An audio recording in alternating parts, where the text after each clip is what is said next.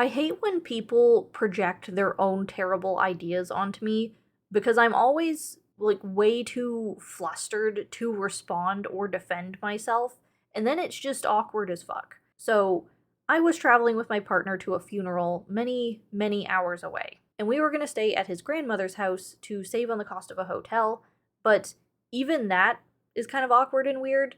His grandmother is super old school and doesn't believe in people sharing the same bed before they're married.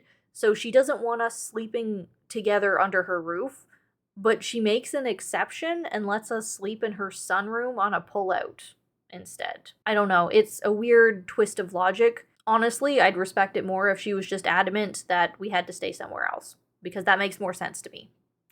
The bending of the rules is illogical. But anyway, everyone in the family, which is a large one, is aware of these conditions and has to obey them whenever they visit too. So we get to the gathering and everyone is catching up and someone asks where we're staying. We tell them we're staying at grandma's and they ask to confirm, yes, we are having to stay in the sunroom. The silly little rule is still ongoing. Ha ha ha, we all relate.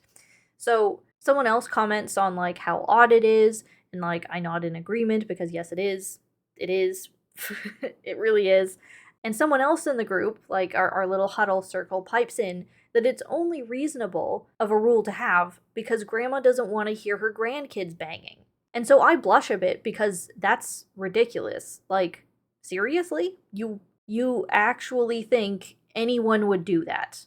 Like, what kind of degenerate would fuck at grandma's house because they can't keep their hands off of each other? And the person who commented the latter points at me and says, "See, she gets it," implying that I'm blushing because me and my partner, wouldn't be able to keep our hands off of each other. And I'm just fucking mortified because no, that's the exact opposite. But at that point, if I object, that just makes me sound guilty, and I'd be the asshole to call them a degenerate outright for ever thinking that. And I will remind you, we're at a funeral talking about this.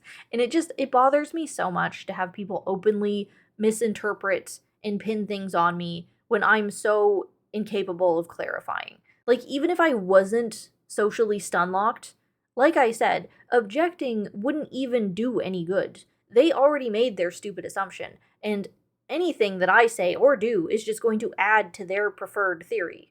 So, if you have any stories as mortifying as that one, please drop it in the comments. And I'm gonna go die of cringe now. Thanks. Bye.